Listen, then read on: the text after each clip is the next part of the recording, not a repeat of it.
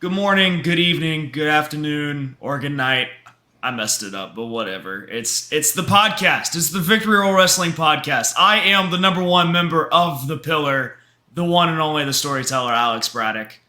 And I am your other host, 6'12" on the gimmick sheet. One half, 1/3 of the BWO. We'll figure out membership dues later. I am Dylan Gilbert. Buddy, how's it going? It's going, man. It's been a rough week for wrestling. It's been a rough week. It's been a long week for us specifically in wrestling. Coming off of a show weekend, and then knowing full and well that the weekend that has just happened for us brought nothing but more wrestling. It's been some shenanigans, but we've made it through. We're on the other side, and we apologize ahead of time if the recap's not as great. I think it'll be fine. It's definitely going to be lighter. The Victor Roll podcast is fine. Anyway, so yes, no. It's everything's great. You asked me how I'm doing, Dylan. Let me ask you, what have you been doing? Man, I have been arguably watching too much wrestling. I think we hit this point like right before we hit record where I'm trying to run back through the week, and we've watched just between. I mean, I always watch Dynamite. That's my week. Every week, if I don't feel like watching wrestling, I watch Dynamite. And then we watched a bunch of stuff for segment later in the podcast, and then SummerSlam. I've watched a ton of wrestling, and wrestling fatigue is real, and I think I'm gonna walk away until probably tomorrow. Yeah. So we're recording Sunday night. I think I might not watch wrestling until like maybe Monday morning. Yeah, I haven't. I've scrolled past things on social media today. Like, I'm just scrolling past wrestling posts all day today. Like, no, I don't want to look at it. I love this. I love this sport so much, but there is a point where it's like today. This Sunday as we're recording, I'm like today was just like I'm taking a break. Yes. Monday I'll be right back on it. Yes. But absolutely. But yeah, watching a lot of wrestling, and to the point where my brain is just thinking in spots right now, so I have to reset. No, it was absolute shenanigans this weekend and this week. Well, let's kick it off. I know you've got some points. I didn't watch too much wrestling. I kind of came in and out of things. Life is life sometimes, and it prevents you from watching TV. So we come through Monday Night Raw. The whole 9 yards. I think you said you had a point for Monday Night Raw. I did. Luckily for us, I watched at least some of Raw because those who cannot do watch, and that is what I bring to the table. I watch a lot of wrestling. The big highlight from Raw for me, I mean, it's a go-home show.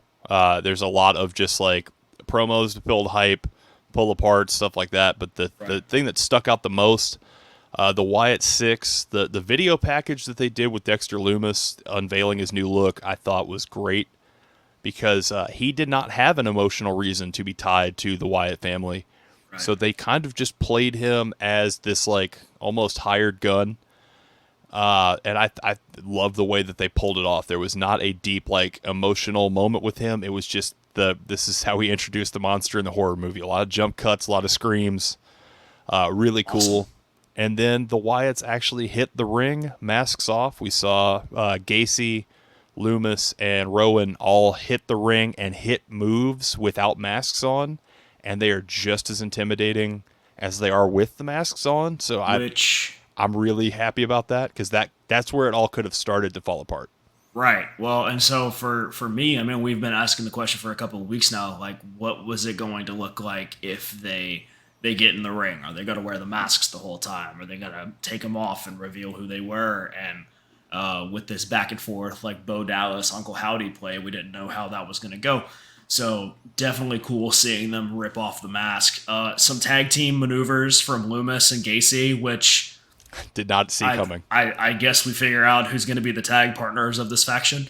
But we'll see. Makes sense to me. Absolutely. Anything else for Raw?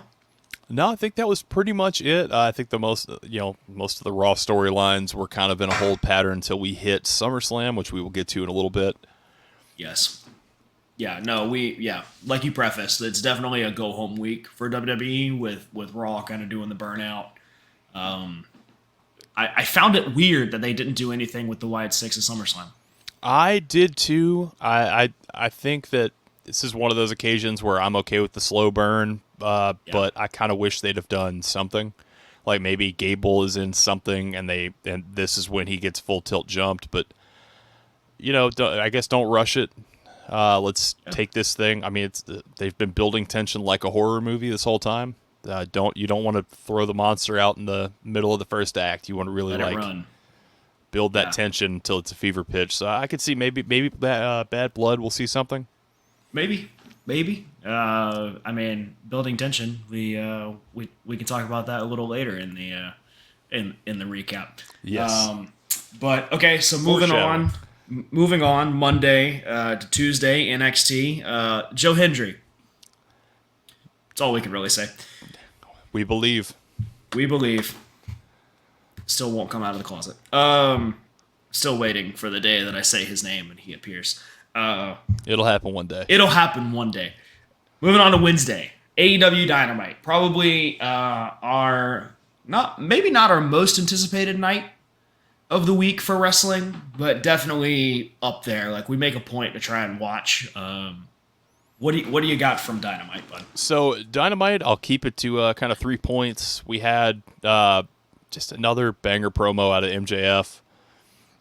Ospreay has his match with Lance Archer, which if you have not watched, I thought there was potential. This could be great or terrible, just because like if the styles clashed or complemented, and I think that was a perfect complementing of styles. Like Good. Archer can move with Ospreay, Yeah, so when they did, like they had a spot where they hit a Spanish fly off the top, which I was like, oh no, not with somebody as big as Archer, and it was beautiful. good. So I mean, it was it was a great match. I was really, really impressed with. And then after Ospreay gets jumped, Fletcher comes into the ring and tells Don Callis, I know he's not part of the family anymore, but that's my best friend, and I'm willing to fight for him. So I think we're kind of seeing maybe something continues forward with this Kyle Fletcher, Will Ospreay story. I like that they're actually telling stories Yes. in AEW right now. Yes. If you say they're not telling stories, you're not paying attention. Yes. We could see maybe United Empire coming back. Hopefully Mark Davis comes off injury at some point soon. Come back, Dunkzilla, we need you. Fingers crossed. But that's leading into MJF versus Kyle Fletcher next week, or this week, I guess, which, oh my God, Yes. that's going to be unreal. Yes. 'Cause that's just Fletcher, two guys that get it. Fletcher might be at the top of my underrated wrestlers list. I'd say if he's not number one, he's top three. He definitely needs. I believe he is where he is, like in the television circuit for Ring of Honor. He could definitely be in title picture for sure. Oh yeah. And then at the very least, working like TNT on Dynamite or Collision or whatever they're working the TNT title on right now. Right. He could definitely be in TNT picture. Yeah, man, I'm excited. Two of my top guys, like I say, he's on the top of my underrated wrestler list. Max is up there for me, mainly because of his mouth. But what I love is everybody always sees MJF as just a promo, and then he goes on and puts a 60-minute banger on, and it's like, yeah, you guys forget he talks a lot, but he can back every bit of it up in the ring, and his psychology is freaking sound. yes, it is. Everything he does has a purpose and an intent, and you don't see enough of that nowadays. Right. But going from one of my favorites to another, Danielson, they've been kind of teasing the whole, hey, we're going to hear from Danielson. He's been doing some soul searching. Comes out and says that this match at All In, it's not just going to be a title match. He is, in fact, going all in. And if he loses the match at Wembley, that is not just his last match as a full-time wrestler. That will be his last match, which, it's his wrestling. We always say you can't trust a retirement until someone is no longer with us. Like, I still thought there was a chance Terry Funk was going to come out for one more. Yeah. They're showing him, and he was skin and bones. I'm like, if the right promoter called, he'd probably still try. Absolutely. because it's just in the blood with with a lot of wrestlers. But he talked a lot in that promo about making promises and keeping promises, and that was his promise to the fans. If he did not win the championship at Wembley, that's it. So, man, I thought I knew where they were going with this, and now I really don't, and I'm really excited about it.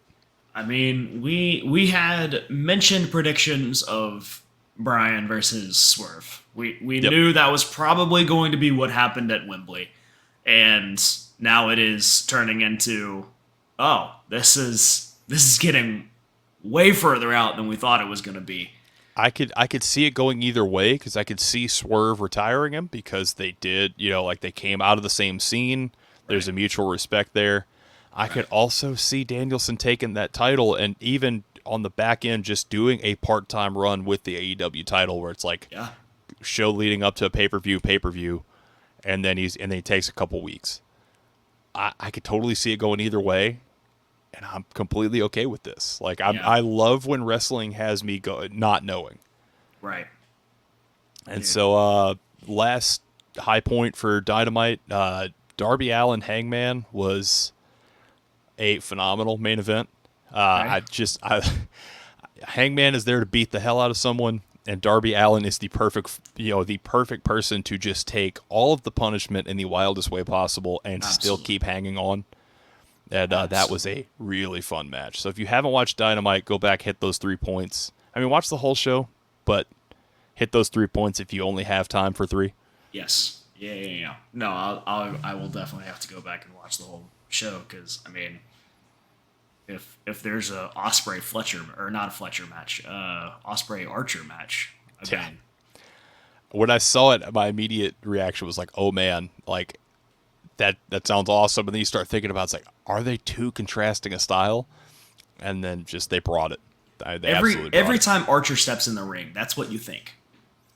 And it's like, he's a big guy, he's gonna ruin everything, and then he moves. That's the thing. I forget how good Archer is because you don't see enough of him. Yeah. But I mean, go back to like Texas Death he had with Moxley and New Japan. You look at some of the matches he's had here stateside, like the hardcore stuff he's done here. And he is just a perfectly terrifying villain. Yeah. And I'd love to see him do more with him. No, he is a good time. No, for sure. Okay, so that's Wednesday. Yep. Fast forward. Friday. Rampage. House show. I don't know what was on the Flippy card. Fridays. Flippy Fridays. Friday Night SmackDown. Typically, we'll just ignore it. We've got to mention a title change. Yeah, speaking of terrifying monsters. Yes. Jacob Fatu hitting not Will Ospreay. I'm still hyped on Ospreay. Sorry. Hitting Johnny Gargano, another one of my favorite wrestlers. With you could argue, I've heard 3 or 4 finishers depending on how you look at a super kick. Yeah. Some guys use sweet chin music. Yeah, sweet chin music. That's a finisher. So sweet chin music into a pop-up Samoan drop, into a moonsault, into an impaler DDT. Yeah. If you're gonna send Johnny Gargano off looking up at the lights, if his run in NXT has proven anything, you're gonna have to damn near kill him. Absolutely. I don't see many people getting up from that grouping of moves, especially when it comes from Jacob Fatu. Exactly. So I kind of hate that DIY are no longer tag champs. I wish they had a longer run. I wish they had been given a little more with it. Yeah. But if they're gonna lose it, to Jacob Fatu and Tama Tonga, that's a terrifying tag team to lose it to. For sure. Yeah, and then Saturday Night Collision. The only thing I found goofy, Sammy Guevara's talking to freaking Dustin Rhodes and the Von Erichs. I want that kid to get his teeth knocked down his throat. I'd find it hilarious. I don't understand the fascination with Sammy Guevara. He has an insane amount of athleticism, but he is like the best thing I could compare it to is Wild Thing from Major League before he puts the glasses on. He's got a 99-mile-an-hour fastball that might hit the glove and it might hit somebody in row 6. Right. he can hit these beautiful flips, spins, and then sometimes he just accidentally puts his knee through a legend's head and then hits him with a GTH anyway. Yeah. Just if he can tighten up and safe, it gets safer with some of this stuff. He would be fantastic, but man, you just can't be that reckless in people's lives. Right. Absolutely. And then moving on to, well, it would be Saturday. We talked about Collision, but Saturday was also SummerSlam, which just take your applause, WWE. Yeah. I think you have a lot of notes on this. I do, actually, because you were kind of the one keeping the notes and putting match stuff together for this the last segment of the show. So I decided that I would do the good brother thing, and I would take the burden of making SummerSlam notes. And I also have ratings for each match. Okay. Because, look, if the marks on Twitter love anything, it's a good rating. Let's argue. Let's all argue in the comments. Star ratings, right? That's... something like that. Okay, got it. Okay. So go ahead. We're going to start this off with a match that when we were talking about it, I could not get the names right to save my life because I was getting tongue-tied. Liv versus Rhea. Liv Morgan, Rhea Ripley. I kept switching this 15 different ways in my head, and I was not even drinking, folks. I think that match was... sober. Stone sober. I think that match... my rating is 3.75 Ron Simmons dams out of 5. Storyline all over this thing. Dom turning at the end. Dude. It was one of those moments. I said as we're sitting on the couch, I think we're watching the destruction of Judgment Day in real time. And as we'll talk about later, might have not even had to put it on the board. Might have happened. Also, needless to say, when we do a weekly recap, spoilers for wrestling ahead. If you haven't watched SummerSlam at this point. Right. Or at least seen Facebook posts. Yeah. Anyway, okay, so, yeah, no, dude, I remember watching that match and just, like, it was a heck of a time. And, dude, so let's talk a second about a shoulder. Dude. Ugh. Rhea Ripley, that shoulder, I still am back and forth on whether or not it was 100% out, but regardless, the way that she sold it and the way that she John Rambo slammed her shoulder into the announce table to reset it. And then later in the match turned it into a turnbuckle, slammed it into a turnbuckle a couple times to get the feeling back in it. I'm like, dude. If there is a more terrifying woman than Rhea Ripley, I don't want to see her. Correct.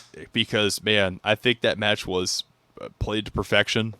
Rhea was pretty dominant, and Dominic taking the chair, and I think the way they did it was beautiful because he grabbed the chair from her and set up, like, don't do it like that. You can't get your title back that way. Because there's the immediate, like, oh, he actually is going to do the right thing before he learns from his father, Eddie Guerrero, slid that chair in, lied, cheated, and stole that match. And that woman. Heel turning when you're already a heel. to turn heel as a heel is the most Dominic Mysterio thing I've ever seen in my life. Correct. It is the most dirty Dom thing you can do is turning heel as a heel. So, I mean, absolutely phenomenal, and just a bonus. We got Pat McAfee calling him a piece of shit on commentary. Because it's pay-per-view. Look, if this is the direction that we're going with WWE, where you get those moments where, like, finally commentary gets fed up and can drop a line like that, I'm totally cool with it. It doesn't have to be gratuitous, but that moment, you felt it in your chest when Pat said, it was like, they're not supposed to say that. I forgot that they can do this now, because they're on pay-per-view. Yes, premium live event, but still. Well, it's close enough. Whatever. Yeah, dude. So nuts. We'll roll through this next one semi-quickly because Sami Zayn loses his title to Braun Breaker in a match that this is a controversial take, but I'm giving this one Steiner math out of 5. I did not like. We've talked about this. I don't really care for Braun. I think maybe they could. He seems like he could come into his own at some point. I just don't see it right now, and maybe I just don't see it. Maybe it's a me problem. But Sami Zayn is a top 10 wrestler for me, and he could put on a banger match with anybody. And even with Sami being one half of the match, it was not really entertaining to me. Yeah. So we'll just slide past. My note for that one is LOL Braun wins. Yeah, I feel like we are definitely doing and dealing with a Brock Lesnar, redacted to redacted, and a Goldberg situation where it is. And if this dude is massive, and what do we do? He is literally a massive ball of energy and potential, and can tear through anything that touches him, and we know he can. We can see that in his image, and his every time he steps out, we get that image. But and his athleticism, there's no denying. He's a freak athlete. I think it's just kind of the same way I felt with Captain Jimmy Johns and Goldberg. I get that, like, their presence is unreal. Their athleticism is undeniable, but it's not entertaining to me. Yeah. And it doesn't mean it's not entertaining to everybody. It's just my thing. But I mean, good on Braun. Hopefully this is a solid title run, and they give him just the like a dominant push, and maybe I come around to it. Who knows? There's potential for anything to come around. That's the joy of wrestling, is you can go one moment where it's like, I don't know how I feel about this, and then the next week they could go, hey, we completely flipped this guy around because we finally figured it out. Dude, the first couple months of the New Day, I couldn't stand them, and now they're one of my, like, if you were to say like Rushmore of tag teams, they're on it. Absolutely, they got to be on it. They things turn around, like gimmicks evolve, people evolve. So we'll see. We need to have a Mount Rushmore discussion. That's another episode. That is another episode and a half right there. So we're moving on to United States title match. LA Knight versus the doofus from YouTube. I'm not saying his name. I don't like him. Never have, and I'm glad that the rest of the crowd's behind me on that. I'm giving this one 3.25 fake apology videos out of 5. I think like the brawl at the beginning was really fun, and I think just finally giving LA Knight his moment was fantastic. Absolutely. And I hope that's another lengthy title reign, because Lord knows he deserves it. He has been on a roll for a while now, and I'm glad they're finally acknowledging it. And he is so good. So good. He's been doing it long enough where everything just clicks. He doesn't have to think twice. He doesn't have to have 75 flippy dippies. Like, he is old school mentality and trained, and it's phenomenal. A veteran instinct, man. Like there's that superplex spot where his opponent did not get the rotation, and he hooked him in just so that he didn't absolutely drive him on his head off the top turnbuckle. Yeah. That's a guy that's paying attention to everything at every moment. Because, I mean, how easy is it to, in this fall backwards off the top turnbuckle to the ground, not be paying attention to the placement of the guy's head? And, I mean, for him to, like, you see him kind of tuck in and not drive him skull first into the mat. I mean, like, which I'm sure half of Cleveland, Cincinnati, wherever we were, would have. Cleveland hoot. Yeah, would have loved to see. I mean, I go back and forth on whether or not I would have loved to seen it also, but hometown hero, villain instantly. Be safe with each other in the ring, Correct. Even if the person you're wrestling is an absolute dipshit. Correct. Absolutely. No, man, I really liked the match. Like you said, the brawl beforehand was fun. Shout out to the Prime truck window not breaking the first time. So as I worked, little quick aside, I worked at a car dealership, my first job, and there's a couple times where we could not get glass out of a door to like open it up and get the pieces we need, so you had to break the glass. Mm-hmm. car windows don't break as easy as you thought. So when I saw No. him grab that pipe, and I was like, "Please tell me they use sugar glass," and he hit, and you saw it scrape the tent off. Yep. My heart broke for him a little bit. It's like, "Yep, been there, buddy."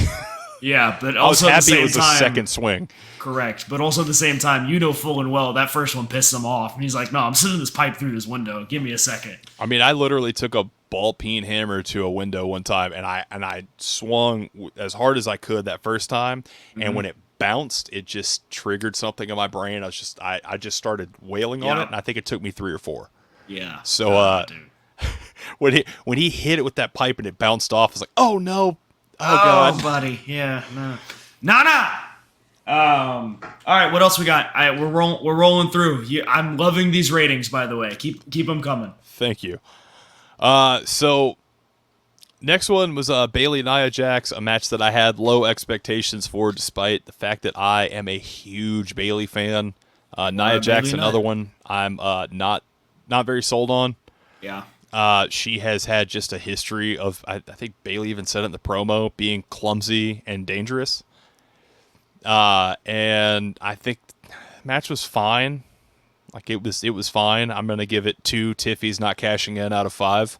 That's my biggest gripe is that Tiffany did come down. We had I'm not even gonna say failed cash in because she got hit before she could cash in. It was really a distraction. It was a distraction, but my hopes were high that we were gonna get like Nia's about to win, Tiffany comes in, but Yes. she got that new sweet bedazzled Money in the Bank briefcase, and they have it up nice. for pre-order. So they're not taking that Yes. away from her anytime soon. Correct. We may be looking at closer to Mania time before that gets cashed in. So y'all go ahead, just get comfortable because Tiffy time is it's a little late right now. Tiffy time's a little behind, but it will be Tiffy time's coming. a little behind, but it's working its way around the clock. That's for sure. I'll keep watching. Absolutely. No, the So Bailey we're gonna- match. Go ahead. No, I was gonna say like that. That was Bailey was obviously the high point of that match for me. Like she really just, you could tell she was giving it everything she had. Oh, yeah. I wish it had gone a different way, but here we are. Yes, very much so. No, Bailey, standout of that match. Yes, Nia Jax is very talented at what she does. She comes from a very talented family. That's how I know does. she's talented. But just some people don't click, and it may Right. just be because I stand by this fact. Sometimes heels aren't supposed to be liked, and part of me wonders if the heels that we don't like just don't click with us because we don't like them.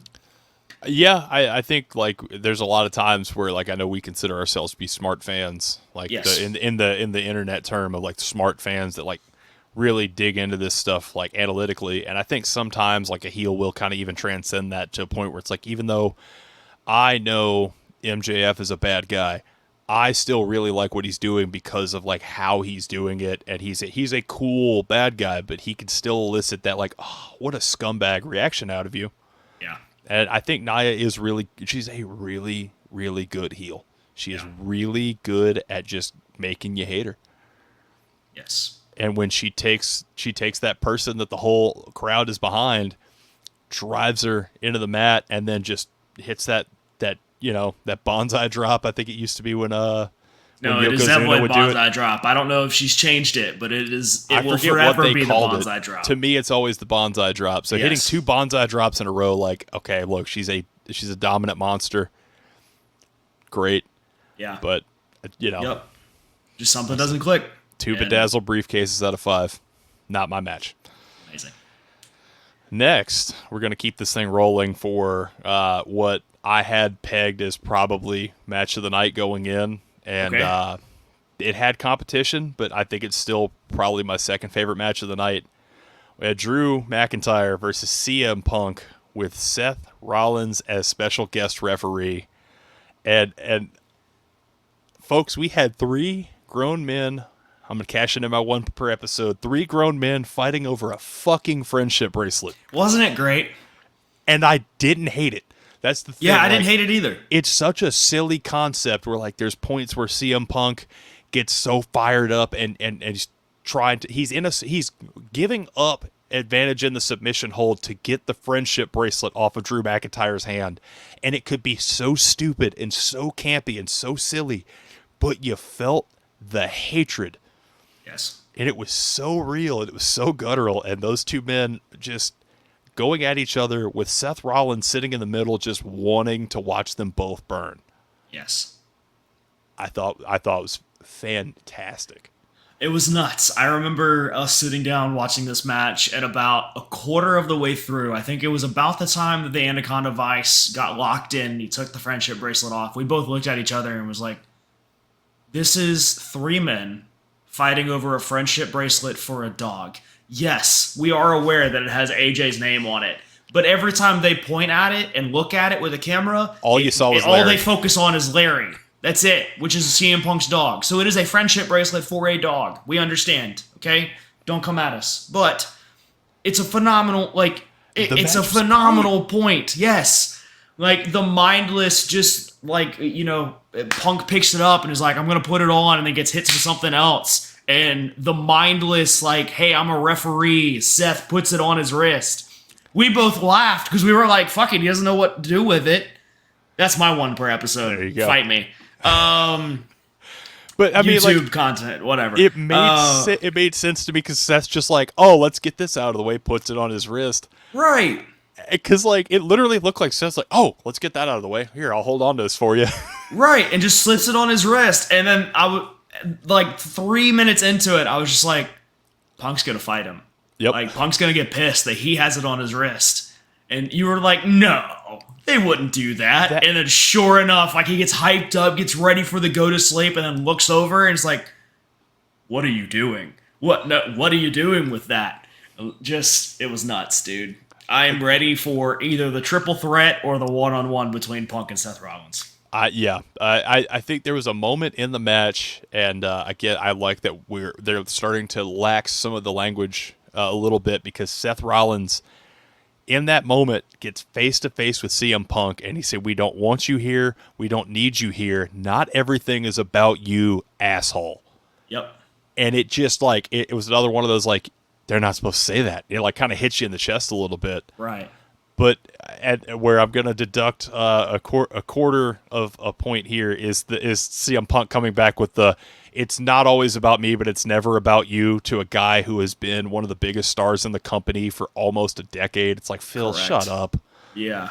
I get you had to make some, he couldn't just take it. I get it. Hey, Phil, go cry me a river. Cry me a river. It's a real friendship bracelet. Cry me a river. It's stupid. So I'm giving that match 4 friendship bracelets out of 5. Yes.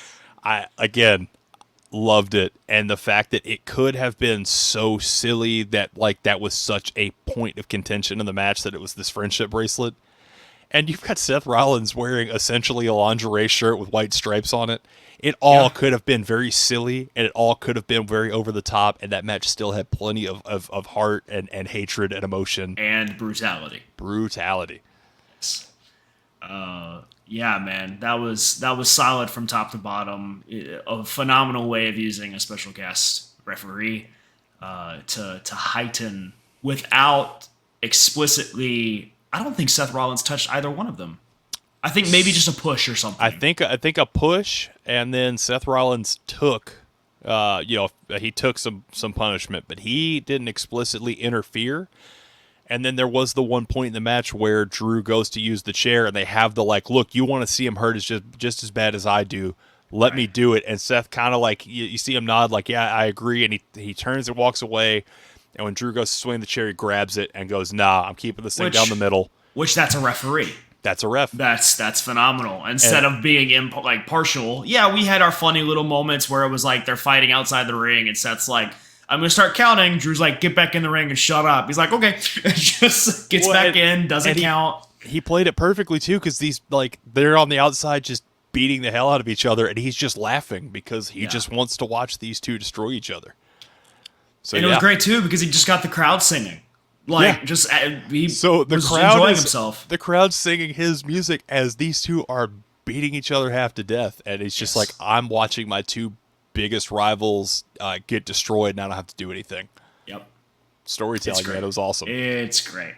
So from one brutal match to what is, I'm gonna make some people unhappy. This was my match of the night. I don't care.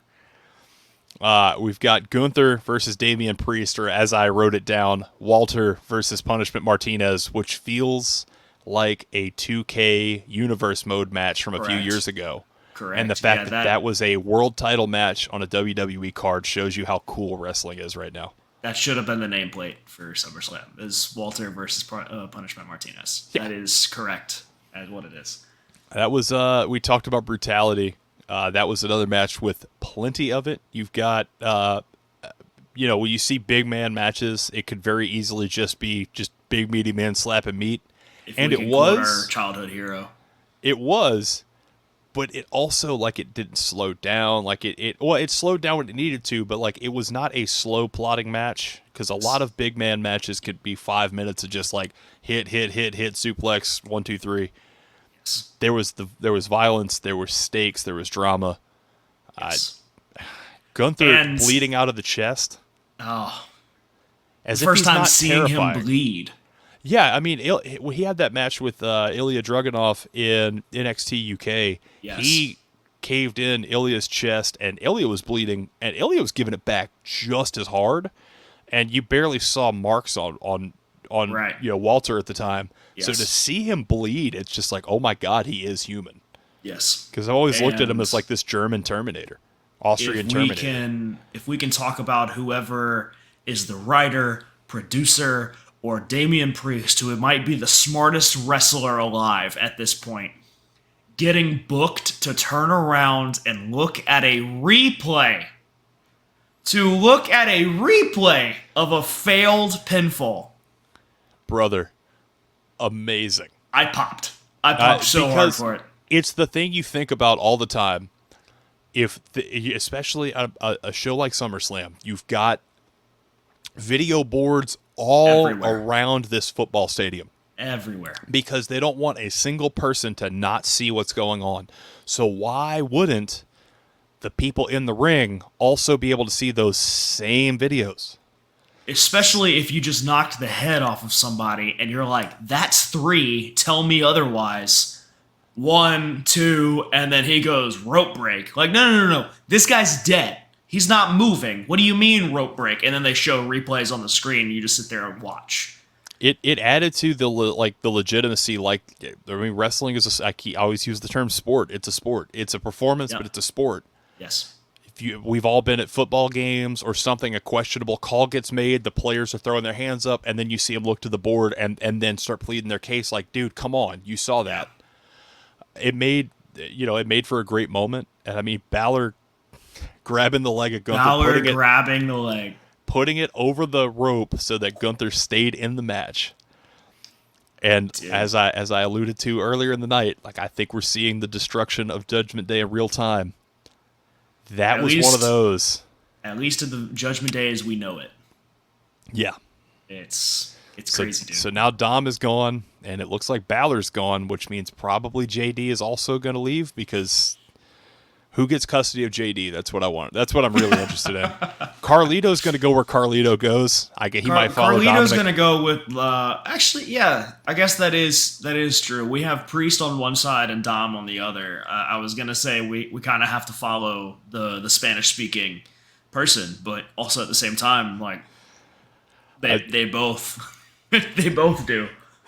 One of the memes I saw was it was Carlito photoshopped into like the infamous scene from The Fresh Prince where like Will's standing in the house and everybody's gone and it's like the furniture's gone at that last shot. Yes. And it's just Carlito looking around at the empty house, and I was like, man, that's exactly what it felt like, because you see like, okay, well, where's Rhea gonna go? I mean, you've got Dominic going somewhere. Yeah. Damian and Finn are probably about to fight each other to the death. Yes. Because I have a hard time believing that Priest is just going to let that slide. Not at all. So, I mean, everybody's kind of got something. And it's just like, if you want proof that Damian isn't going to let it go, I mean, he basically cost himself the match still trying to rip off Finn's head. Yeah. Multiple times. There was a couple points in the match where it was very obvious that he was going after Balor to the detriment of his own championship. Yes. And there was a couple points where it's just like the logical part of your brain goes like, "Don't do this yet." But I've also been, I've been an angry person at times in my life, and I've known the like, I know logically I need to do this, but right now I want to go swing at this guy, and so I could totally see that, like, okay, makes sense. He's going to go flying at him. Yep. So And Dylan, if we could talk about it for a small moment, uh-oh. they did the one arm drop and called the finish. Oh man, look. So I'll take a minute for this. It is one of my biggest pet peeves in wrestling. If you're listening to this and you're a referee, please hear me out. When you pick someone's arm up and it drops once, and it drops a second time, and then on the third one they look, a kick out at 3. You can, in my mind, it's like they're storing up that, like, they're trying to get that, if you've ever had, like, I can't get up off the couch, whatever, and you're like, come on, 1, 2, and then you push yourself forward. There's that, like, I'm holding it in, and then you give everything to kick out. That I can reconcile in my brain. But why you would let your arm fall twice when all you have to do is not let it fall the first time?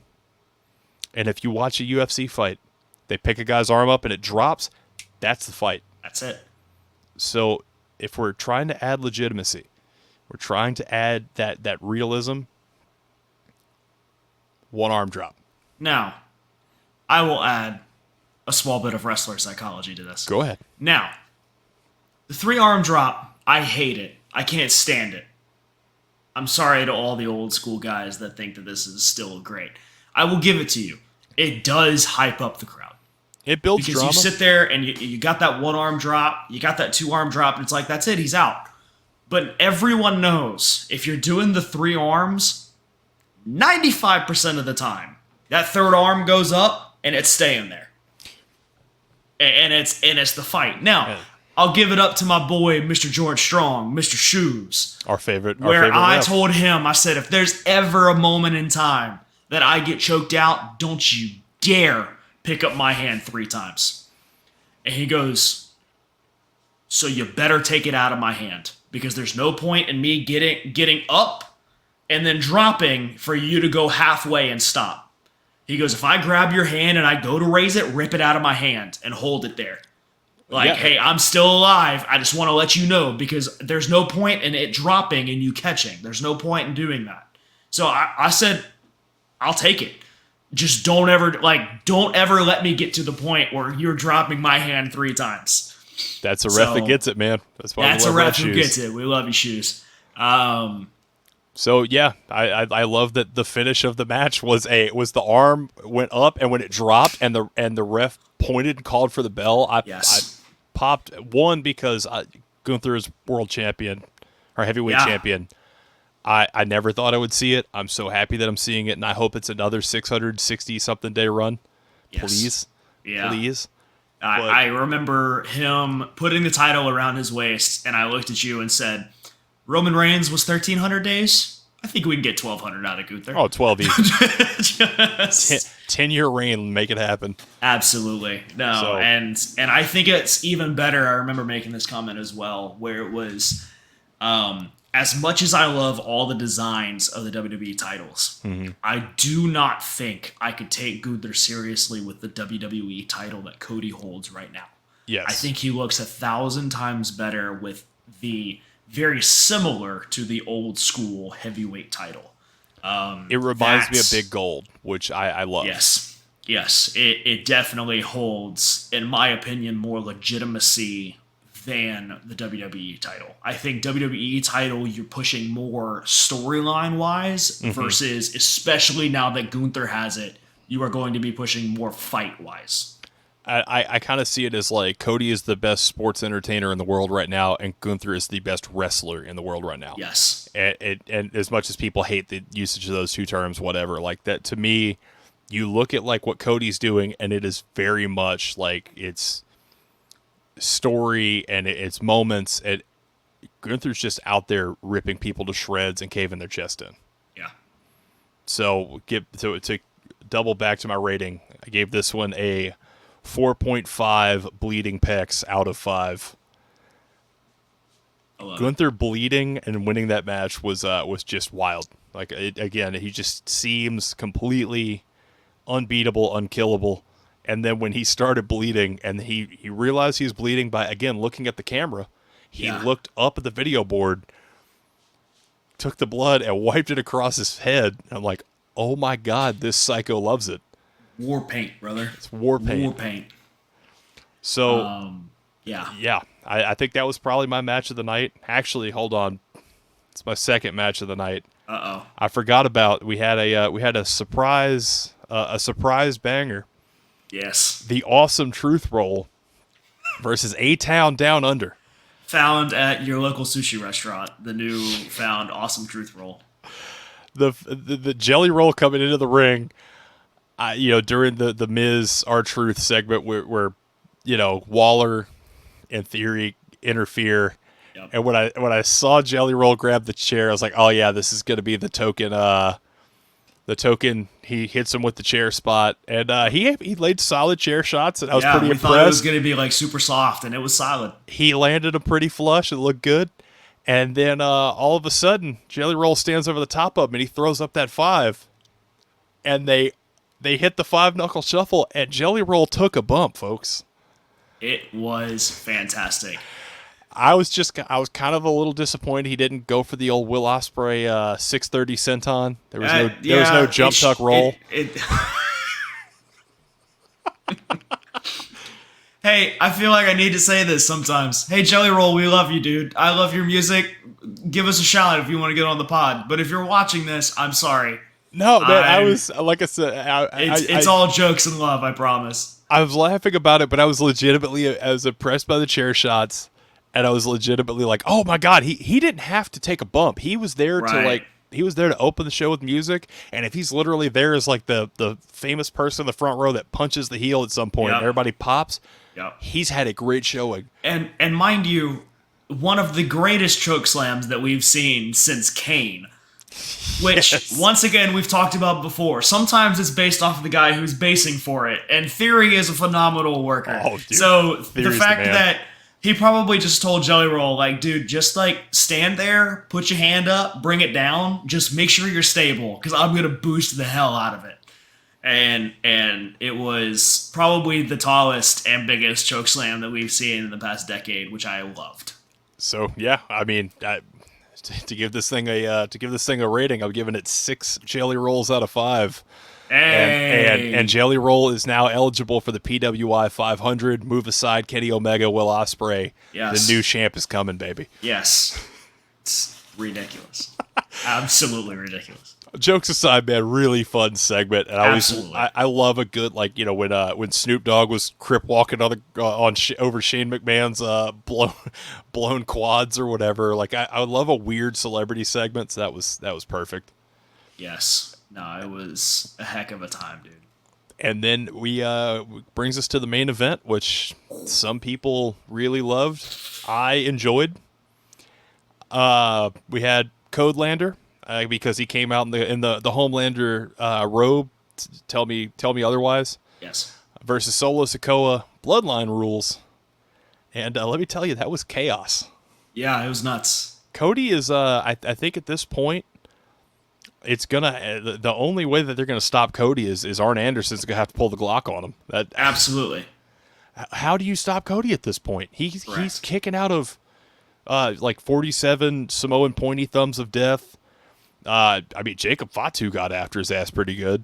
Yes. He got put into the rope that was supposed to be the corner by Tongaloa. Just Tongaloa things. Tongaloa things. Cody got it put to him pretty good. Yeah. Big pop for me with Arn coming back, being in his corner. I thought that was an awesome, emotional moment. For sure. KO sprinting to the ring, and you could tell that he was not feeling it. About halfway through that sprint, he's like, about halfway through, he's like, crap. What have I done? I've got 30 more feet. And I'm there. All right. Hey, easy on the punches. Just Kevin Owens is if we'll get to the Rushmore debate at some point, but I think Kevin Owens is on my Rushmore of current wrestlers. He's one of my favorites in the world. So anytime he gets a big moment, big pop, I'm a happy guy. And then he comes down, gets laid out, and then here comes Randy running out, who definitely saw Kevin and his shorter strides and said, I'm going to take slower and longer strides. Half speed, and half speed. You kind of see him just jogging along, just like, oh yeah, I'll get there eventually. They know I'm coming, so everything freezes until I get there. So it was RKO's all over the place, vintage Orton. Then he gets dumped to the outside. We get they chase off God. Right. We get Jacob Fatu's interference, which again, folks, monster. Absolutely. Monster. He hits wild dive to the outside or to the announce table on Cody and immediately is clutching the leg. Did he really injure it? We're not sure. We're praying it's a work. He left in a walking boot, but there was also backstage chatter that he was supposed to stay down and sell that to set up the events to go further. Yes. Hopefully he's good because the Samoa Werewolf is one of the best things going on SmackDown right now. Please don't take that away from me. Please don't. And then, moment of the night, I guess. We'll get into this, but Roman Reigns is back, folks. Yeah, spoilers. I remember the music hit, and I was partially hoping that they were just playing the music. Doing that heel tactic where like, oh yeah, his music just hit, and then like middle fingers in the ring because y'all all thought he was back. Ha ha ha, he ain't coming back. I would have loved a Roman's music hits and Cody turns to the ramp and is looking like, oh my God, is he here? Do I need to worry? And Solo, Samoan pointy thumb of death to the back of the head. 1, 2, 3. And you want to talk about just Solo is the big evil right now. If you wanted to make him even more big evil, I think that was one of the things they could have done. Yeah. Everything we've talked about this off mic a ton. Everything they've done in this Bloodline storyline has been slow burned, tension built, and they've held out some of these things to the point where you thought there was no way it was actually going to happen because if it would have happened already, and then when that moment happens, boom. Now Roman could have been out a week and he probably would have still gotten the same pop. But yeah. I'm thinking like they just really started hitting stride with Solo being this monster and his crew of killers. I mean, how far away is Berlin? How far away is Bad Blood in the grand scheme? Right. But SummerSlam is the second biggest show of the year. You want to end it on a big moment. I get it. I always make the comments, SummerSlam is your mid-season and WrestleMania is your season finale. Some years it's not that case because backlash exists. But most of the time, like SummerSlam is mid-season and then your WrestleMania is season finale. So we have hit the mid-season point where you've got to do the big storyline twists. Judgment Day breaking up. Bayley losing her title. Rhea and Dom splitting. The whole 9 yards. Everything that happened last night for us was completely intentional because they needed to change everything. The playing fields needed to be changed. And now my interest in watching Raw and SmackDown this week, it went from like if I get off work on time, if I've got time, whatever, I'll put them on to like, okay, now I really want to see where they're going. Right. So I obviously mission accomplished. They've moved these stories in a direction where it's like, okay, we're out of that like last 2 weeks before the pay-per-view holding pattern. Now we're going to shake things up and now it's like, all right, cool. Let's see where we're going before Berlin. Let's see where we're going before Bad Blood. Yes. Where do we go from here? Absolutely. So yeah, man. Yeah. Emotion all over the match, chaos all over the match. I'm giving it 3.75 Wheatley vodkas out of 5 because product placement.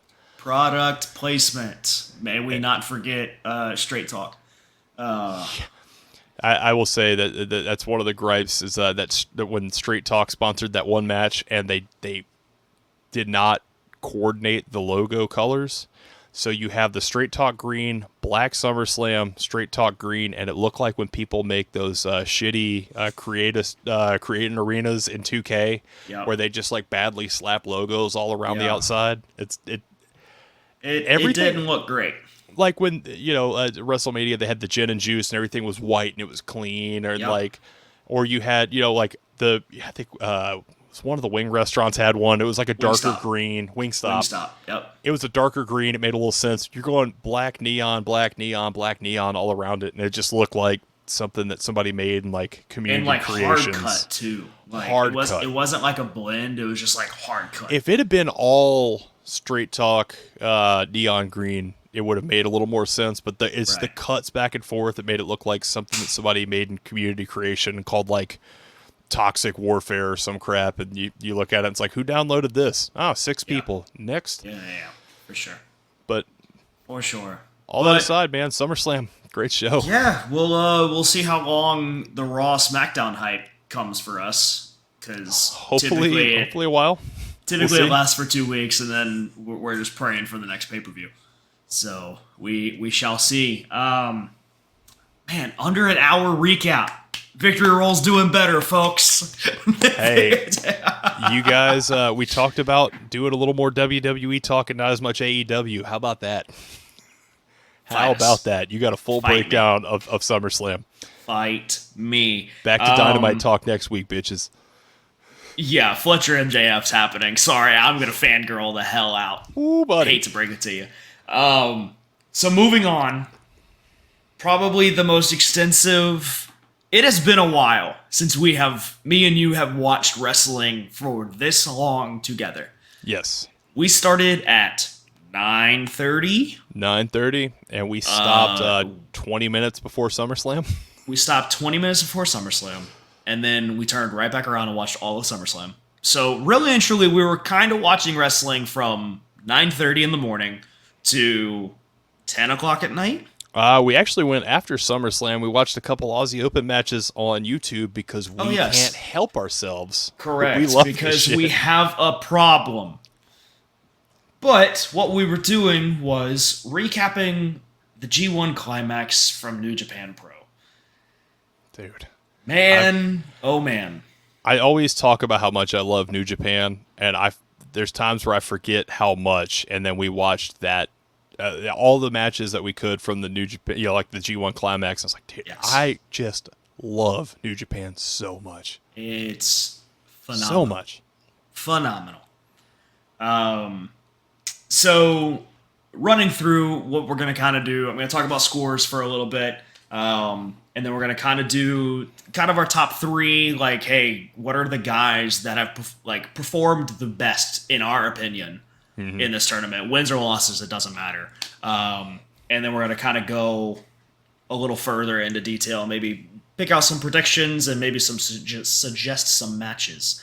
But I was creative, and I was the analytic commentator of the group, and I have been keeping score this entire time, even though I could easily just look up on the internet the scores. No fun I'm in not that. like that. Yeah, it's no fun in that. I drew a scoreboard and everything. So, out of A block, we've our top 3 guys, which was kind of a surprise, has nothing to do with our top predictions. But we are looking at... Actually, I'm going to do top 2 out of the A block, because everyone else is tied for 3rd place. We have Evil. We have Evil as the number 1 guy, who just suffered his first loss, I believe it was Friday night? You know what? I think it was because we were talking about it Saturday because we didn't. It was get Friday to that morning. night. Yeah, it was Friday morning. It was there morning. Friday night. We were talking about it Saturday night because we watched up to, I think, the show before. Yes. So he is 5-1, which means he has 10 points. Something I love about this G1 so far is that we have yet to have a draw. Yes. You people at home may not know. A win is 2 points, a draw is 1 point, and a loss is 0 points. Depending on how many wins you have is how many points you have. If there's a draw, you only have 1 point. Everyone's even numbers across the board. So we haven't had a draw yet, which I love. I'm waiting for it because It's gonna happen. it's gonna happen. We are at this point. I would say about 2/3 of the way through the G1. We were thinking this would be the midway point timeline wise, like weeks. This is the midpoint. But looking at all the matches that have happened already, we are in fact about 2/3 of the way through. So we've got Evil with 10 points. He's 5-1. And then right underneath him, somebody that we thought was going to be in contention with him the whole way through, Zack Sabre Jr., phenomenal technician, is sitting at 8 points. He is 4-2. And then we have a bunch of other people in the B block that has 6 points and a bunch of other people that have 4 points. Some standouts. Honestly, everybody with 6 points is standouts. I'm not even going to mention them.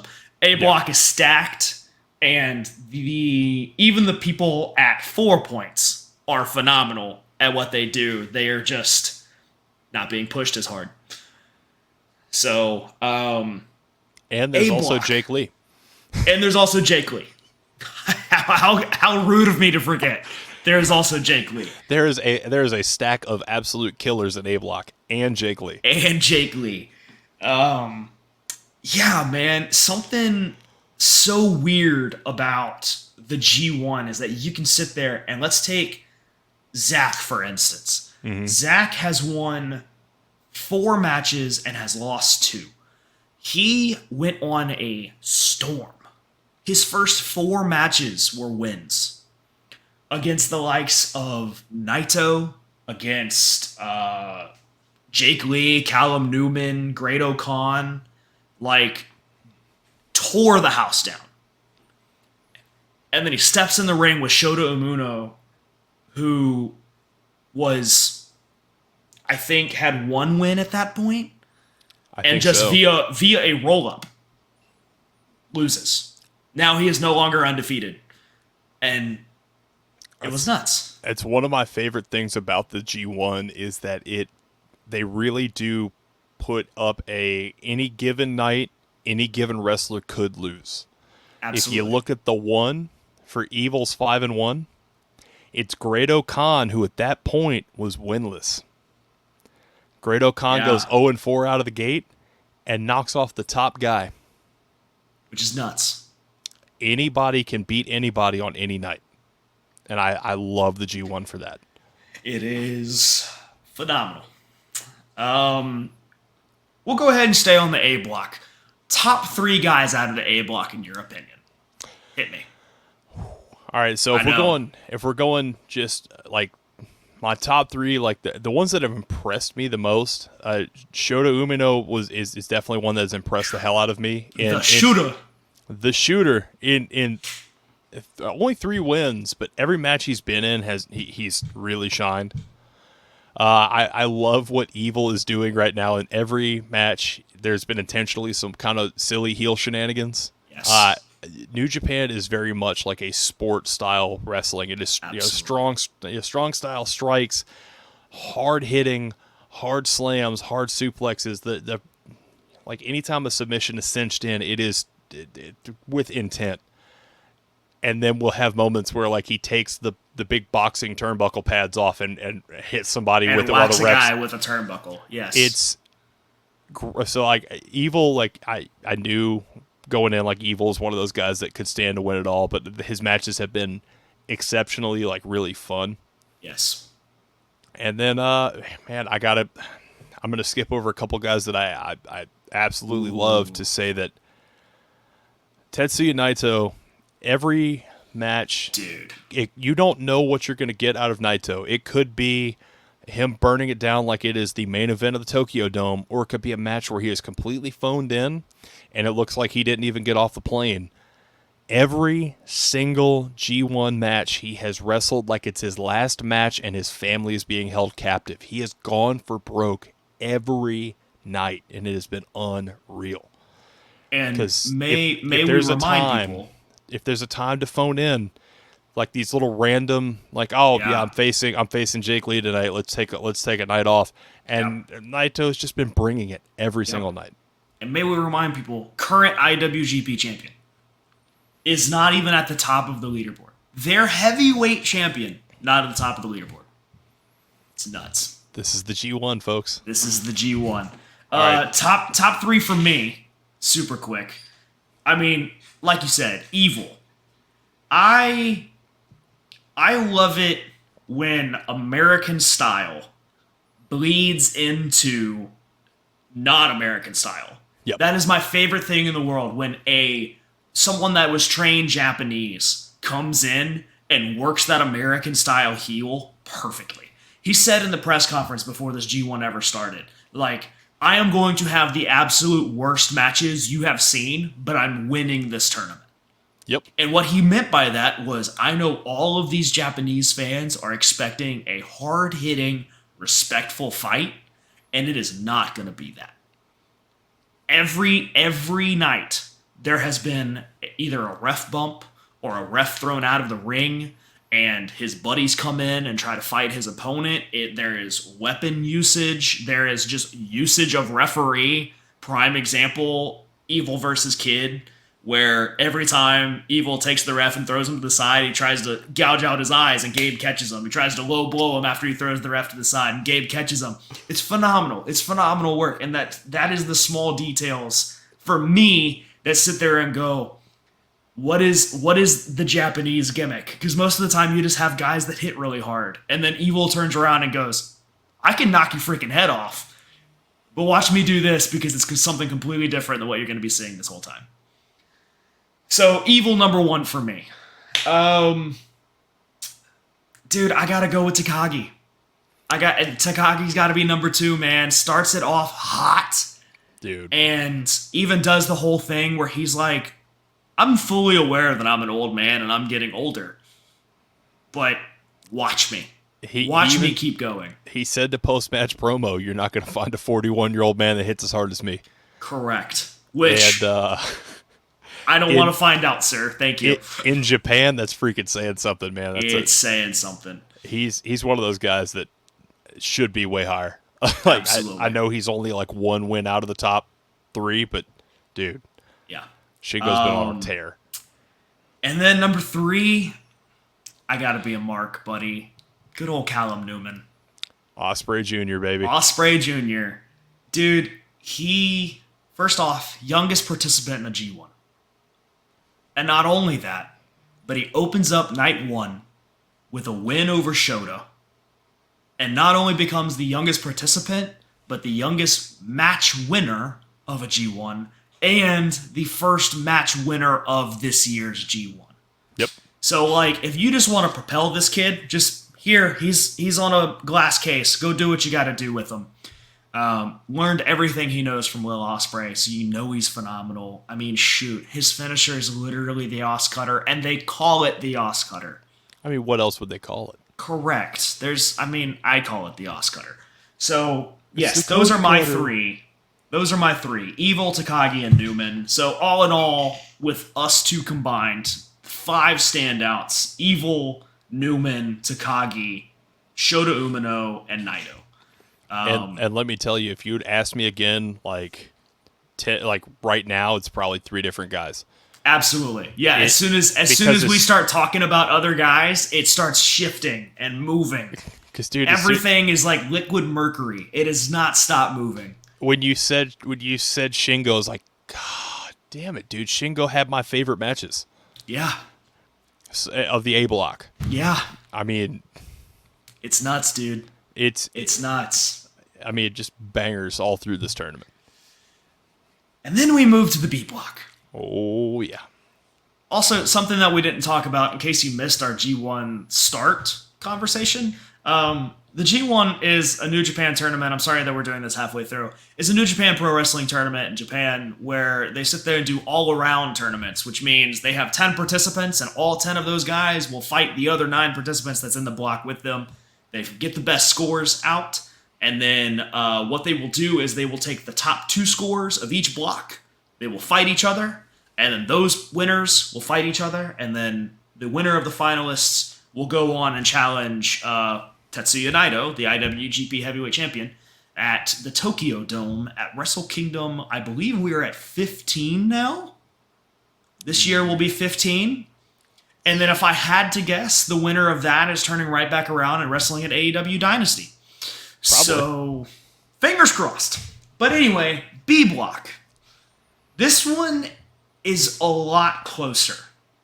We talked about Evil running away and Saber running away in the A block. After this morning, which was night 10 for us, it before this morning, I should say. Right. Everyone was pretty much tied at 6 points.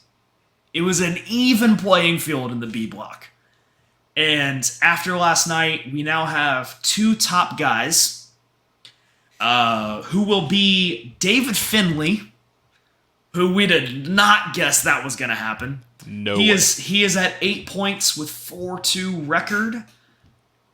And we have Jeff Cobb at 8 points with a 4-2 record. Now, like I said, mostly everybody else is tied at 6. We have El Phantasmo and Bolton Oleg, who are at 4 points. But everybody else is pretty much even. I love that about the tournament, is that sometimes in one block you'll have a guy that runs away with it completely. And then in the next block you'll have everybody that's dead even, and it's literally one win away from winning it all. Yep. So any given night. It is nuts, dude. D, what are your top guys, man? B block. I know what one of your answers are. I mean, look, I don't care that he's 3-3. The world's sexiest jaw destroyer. Konosuke Takeshita has just every single match we watched was a just absolute barn burner. It's nuts. Also, Jeff Cobb. I've been following his career since he was the Monster Matanza in Lucha Underground, and he still wrestles like the monster. No. The Matanza is still locked in the basement. He is still locked in the basement. A guy that looks like Jeff Cobb is completely different. Totally different guy. Yes. Same moveset, same look. Totally different guy. And Dean Ambrose has died. John Moxley has risen. They're totally Zack different Ryder people. is dead. Matt Cardona has risen. But yes. Man, Jeff Cobb has just been putting on barn burners, and as another case of a big man that could just stand stationary and deliver punishment, and instead he puts on wars. Absolutely. And then one that I didn't really know what to expect going in, and has really, really impressed me, is Yuya Umera. The only thing I knew of him going in was that he at one point teamed with Joe Hendry in TNA, and that was his excursion. And when he came back, he right into this G1, and man, like I was like, okay, well if he was teamed up with Joe Hendry, like maybe he's going to be a little more comedy, maybe he's going to be a little more American style, and then he just goes in and puts on wars. Like, dude, I was blown away. Dude, blown away. Absolutely nuts. So, our prediction video, I had no idea who he was. And his promo pic is just him with the biggest freaking smile. Yeah. And I'm like, oh, this guy is going to be the one that gets shit on the whole tournament. Got it. Okay, cool. I was thinking like Japanese Joe Hendry. He's going to be the guy that comes out and has the big, like, everybody's like, he's here, and then he loses. Well, and so what was bad for me was you had mentioned a couple of times that, he's teamed with Joe Hendry in TNA. And in my head, I just had Kushida the whole time. No. I had Kushida teamed up with Joe Hendry. And then it was us watching like the third Umura match where I was like, oh no, it was him. I remember this now. So it all clicked. And I was like, no, it makes sense that he goes 3-0 to start with. Now it just sucks because he is now 3-3. But that's him and Takeshita are both like, I don't care that they're 3-3. Yeah. They have put on some of the most fun matches. And I mean, dude, those two, and I mean, Jeff Cobb up top.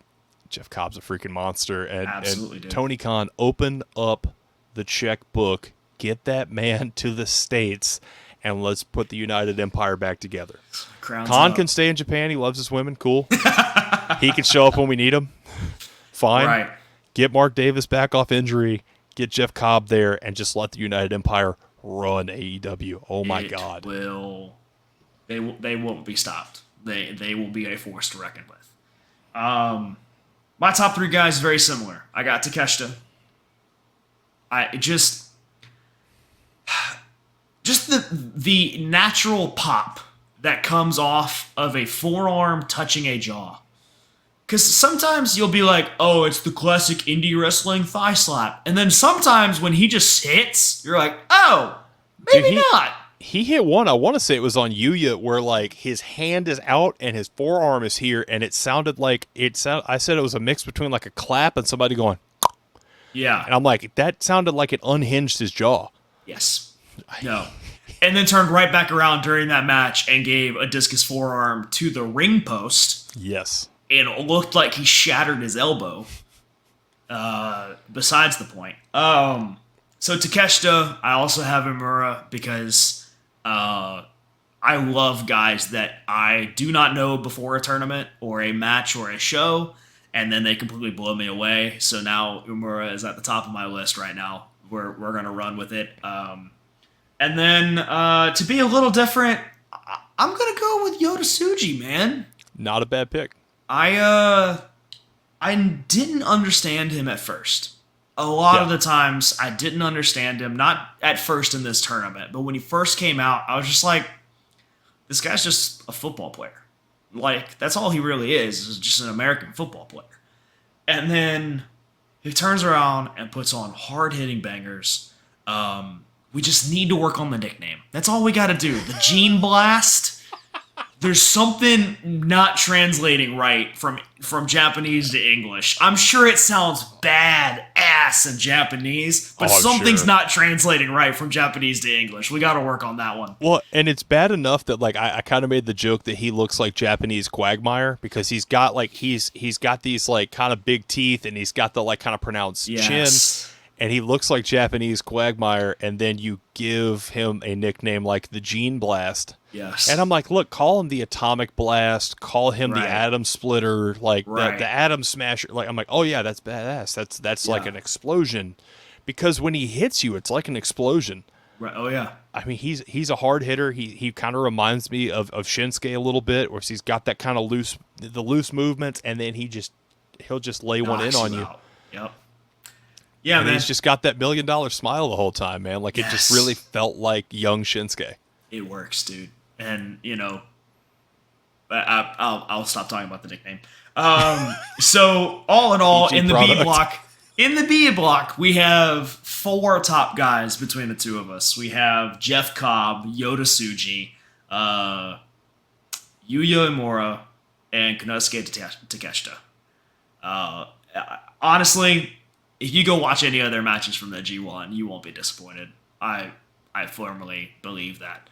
It's crazy also looking at how many guys that, with what we brought up, how many guys that we're looking at, it's like, oh my God, how do we not mention, Sonata, Gabe Kidd, correct. Ren Narita, Hinare. Right. There's so many names that we have not even mentioned until just now. Like, this G1 is stacked. It's stacked, and they are all pulling out stops. Once again, it's what I said earlier. That's what I love about the G1 is that you will have guys that go 3-0 come night 4 or 5, and you think they're like, okay, cool, they're going to run it undefeated. Yep. And then their record completely flips on their head, and the guy that's 0-3 is now tied with them. And you're like, dude, what are we? Okay, like if that's what we're running, that's what we're running. So, definitely a fun tournament. It has been. Actually, now that I say that, I don't think I've followed a G1 before. I have gone back and watched a lot of G1 matches, but I have never followed a G1 like night for night. I was going to say, I've never gone night for night until this one, which I'm really loving, but I have, it's one of those things I'm always aware of, and it's like, okay, this match is a banger. Hey, look, this person's here, and you're kind of paying attention right up to the pay-per-view, but man, I think this might become like a yearly tradition. Hey, podcast or not, we're going to have to just be absolutely. Like, all right, in 2 weeks, we're going to sit down and watch like 15 matches in a row. Dude, just make sure that the schedule's cleared when that happens. Oh, yeah. Because yesterday was rough. Dude, I loved it, man. Like it was great. That was my, like, I haven't watched New Japan, like, more than a match or two in a while. Yeah. And then just cleared the schedule yesterday of watching nothing but New Japan matches for hours. I was like, man, I fell in love again, and Yeah. again and again. Like Every time you watch it. the simplicity of stuff, like when Shingo is in matches and he'll absolutely level somebody and he'll come up with that like that face. He will find the hard camera, and I love that in New Japan it's a simple thing, but the camera, like the zooms are snap zooms and snap zoom out. Mm-hmm. It's like an anime. Like it's wild because like you'll Right. have, Shingo would turn around with that monster face he has, and he'd be screaming, and it just boom, it's the whole Yep. shot. Yep. The same way it used to be when Okada would throw the arms out for the Rainmaker and they'd And zoom just out. wide zoom. Yeah. Like it's those little things that they're doing with the production over there, because it's phenomenal. very sport like, and then all of a sudden you get that like, That Oh quick my- little anime burst. And oh my god, what a perfect camera cut. Yes. Yes. So, let's go ahead and hit this. Match suggestions from this tournament. If you can think of 3, I'll try to think of another 3 that are different. I would say Evil Naito is one of the first ones that comes to my mind. Of course.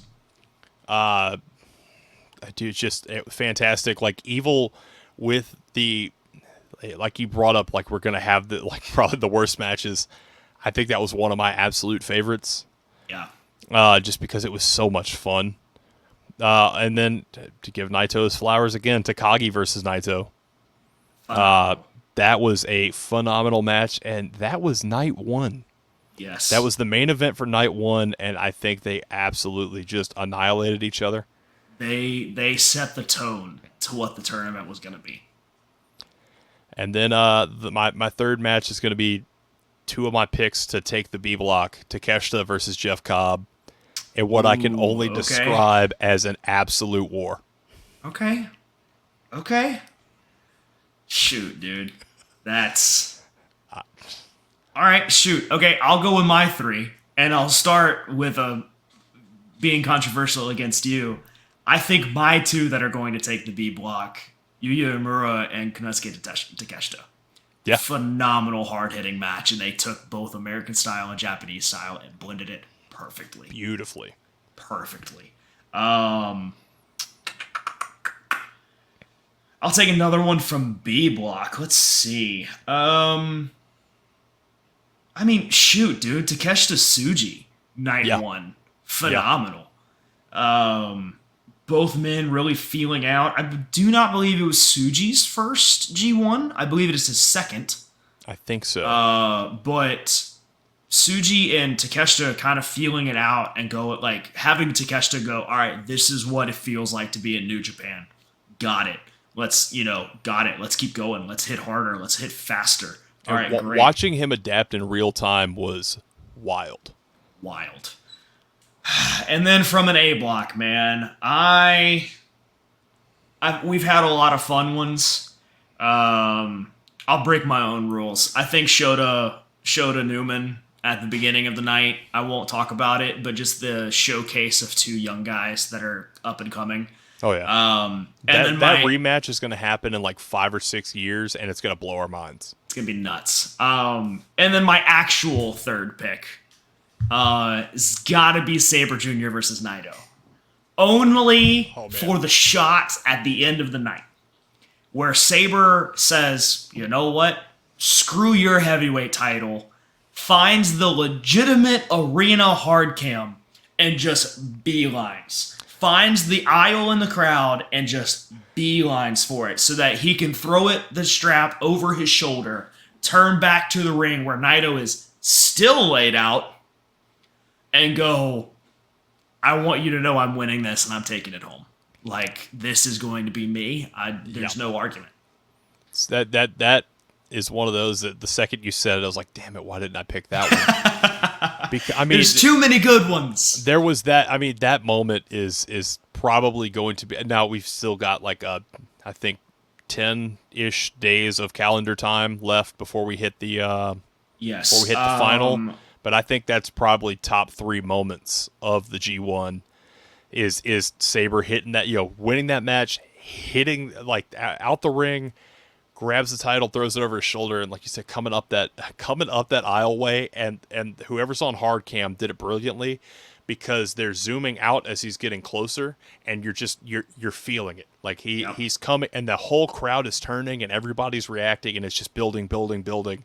And when he stands there on the hard cam, just staring down with the title over his shoulder, you're like, I could see ZSJ being the top guy in New Japan. Which is nuts to say. It is. Because this guy was facing off against Mark Haskins in Progress less than 10 years ago. Yeah. So, like, it's nuts. I mean, why not, man? Ospreay was one of the top, was one of the top guys in the world, and they were in Progress at the same time. It's true. Gunther also. Yeah. He was part of a hell of a class, dude. I mean, I watched him wrestle Balor at when he was Prince Devitt on a Progress show that was so early they had technical issues. A commentary didn't go through. Progress, I think it was Chapter 11. Those two I watched that match. Yeah. There's no commentary, so you're watching it kind of like it's just your local indie, and you're watching the match in the building. Like, they're cutting cameras, but there's no commentary. Like, it's just ring sounds and crowd. So, I mean, I remember. It was ZSJ is overdue, man. It's time. Absolutely. Pull the trigger. Absolutely.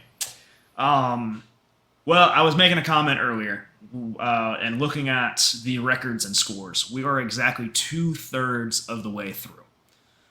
We do have about 2 weeks left of calendar time. I believe the finals, we are recording this on Sunday the 4th. The finals are literally the morning of Sunday the 18th. Yep. Yes. So, to peel back the curtain on how we do things, we're literally going to be watching the final right before we push the record button. Yep. So it's going to be nuts. But we have 3 matches out of everybody left. We have 3 matches, which is nuts to think about. Like, they burn through those matches. Oh, yeah. And thankfully they start doing the multi-bans kind of towards the back end and like saving guys a little bit. But, yes. But there's going to be some bangers to come. What I love, most of the time, you hit about night 9 and you have people that are eliminated from the tournament because there is no physical way they can score enough points to tie with anyone to contend in this tournament anymore. They will keep putting on matches, and most of the time, if they've been eliminated, now they are just beating everyone because we need those scores to be lower. But no one in this tournament yet has been counted out. Yeah. Now, that could change after this next night because I believe after one more match, there is about 4 people that could be eliminated from the tournament if they lose. So we'll see what happens. But with 2/3 of the tournament gone through, Dylan, hit me with predictions, buddy. Oh, man. So I'm going to give for A and B block my... I'll say head and heart.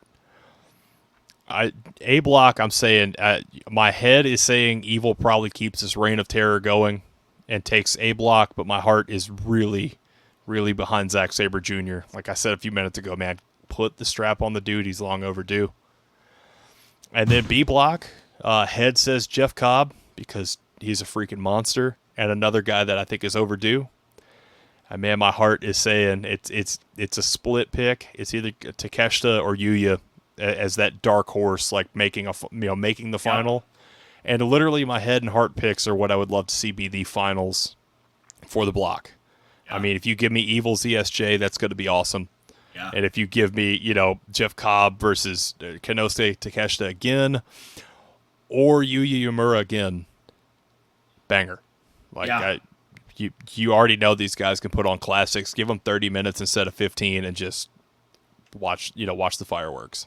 Absolutely. Yeah, dude. I think any combination of those. Any combination of those. Any combinations of A block finals and B block finals and then finals for the G1 in general.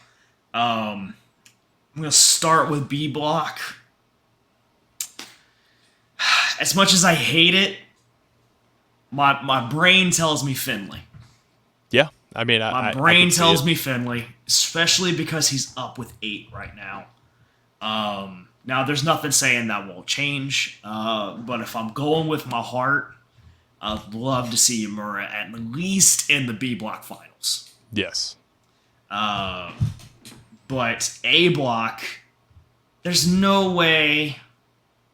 I don't see them putting Naito in the A Block finals. I No. think it would mean such a bigger detriment and much more story if he does not touch the finals of the A Block. Now, of course, we are talking about New Japan, where they take their champions way more seriously and try to make them look as strong as possible, but they do that so that when someone finally does beat them, it means something. So my brain in this one tells me Evil and Zack Sabre. My heart in this one tells me Takagi, Naito. I mean, shoot, like everyone else has 6 points. So like Takagi, Naito, Umino, like they all have 6. So if they just go back and win all 3 of their matches, and Evil loses all of his matches from here on out, then we could be dealing with a whole different finals than what we thought originally. Yeah. This G1 is nuts. I have It's been loved awesome. covering it. And to think that it was a whim of an idea where we just sat down and we were like, so we need to schedule out the podcast. What do we want to do? It's like, well, the G1's coming up. Screw it. Let's do the G1. And the funny thing is I almost canceled my New Japan World because I'd even said at one point most of the guys I want to see either wrestle stateside fairly often or are already in like AEW or WWE. Right. And then this G1 hits, and it's like, no, this is what I love about Japan, because it's these guys who I think you said earlier, you start watching a tournament, and you're like, who the hell is this? And then it just becomes like, oh my god. Yeah. You know, like I said, all I knew of Yuya was that he teamed with Joe Hendry, right. And now he's one of these guys that like give him the main event at the Tokyo Dome. Oh my god. Right. At the very least, have him face off against Finley or something. You know, just take it and run with it. But this is, like I said, dude, G1 is nuts. I have seen Reddit posts and Twitter posts and the whole where people have said this is probably the best G1 that we have gotten since 2019, since 2016 when Kenny took it. There was a real belief that like New Japan was in a dark era, and I think they are coming out of that. Absolutely.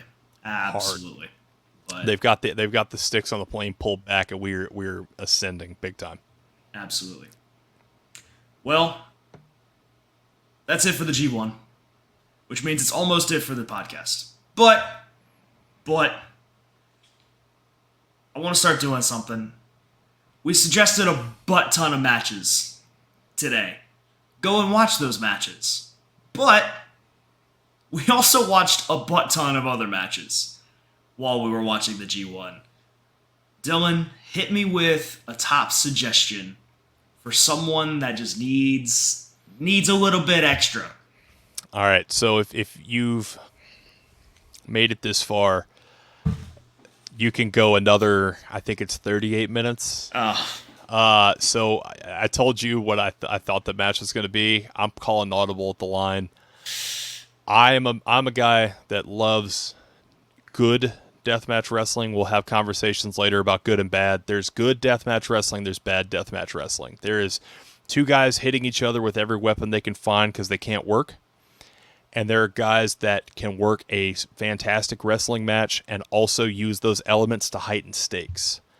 The match that I'm saying, if you've got New Japan World or you can find a way to maybe sail the 7 seas, El Desperado versus Japanese deathmatch legend Jun Kasai at a show. It's the craziest name ever. It's Tekka Taichi Despi Mania.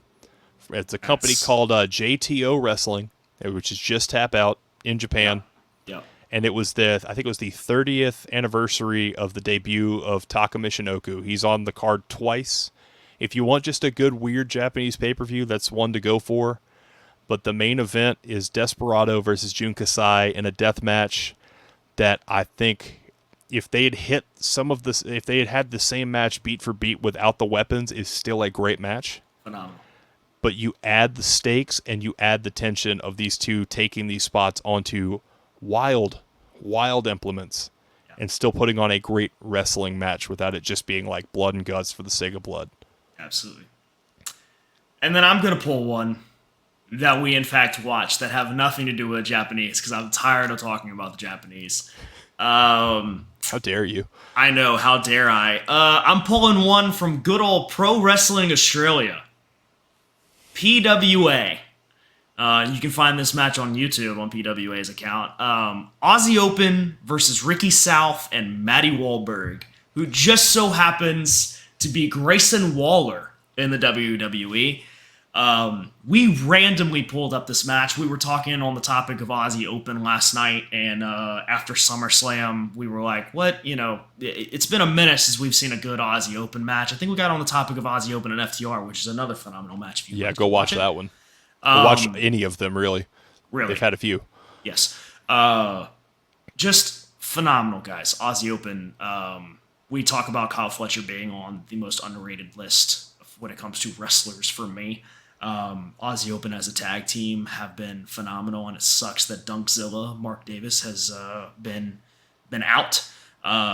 But I just needed a little bit of nostalgia because he's been out for so long. So we search up on the YouTube and we're scrolling through, and I remember you going, Matty Wahlberg. I go, I don't know who that is. He goes, that's Grayson Waller, dude. It's like, oh, okay. The whole reason I remembered that was he was in I guess it was like a hardcore match with a wrestler that used to wrestle for AEW that we don't get to talk about anymore. Unfortunately, Yes. the match is up there. If you type in Matty Wahlberg death match, it's probably still on YouTube. Yes. And it was really fun. Was wearing pandemic masks before pandemic masks were cool. Yeah. But I watched that match, and then it was like a year or two later, he pops up on NXT, and I was like, that's the guy that Redacted kicked in the nuts and put through thumbtacks. Like, yes, that's wild. Yes, why is he wrestling AJ Styles now? Yes, but yeah, dude, it's yeah, that Aussie Open South and Wahlberg match was Wild. decently good. We were not expecting it to be as good as it was. Not discounting anybody that was in that match. We just didn't know anything about Wahlberg before he got into NXT, or Waller before he got into NXT, and then his tag partner South, we didn't know anything about, and still don't really know anything about. But I know he had a hell of a match with Aussie Open. right, so if you're looking for some good tag team action, go look up Aussie Open versus South and Wahlberg in PWA. But all in all, Dylan, we do this every night. Where can they find you, buddy? You can find me standing on the wall at 225 shows. If you support the local Fed, you can also find me I'm Dylan Gilbert on pretty much every social media that I have. And then check out Action Figure Weekly and the Brand Wars podcast. We'll kick a link down below. Absolutely. We're in the kind of time between Figure Fed episodes. I'm writing some potentially wild storylines that I would just love to see happen. So here we are.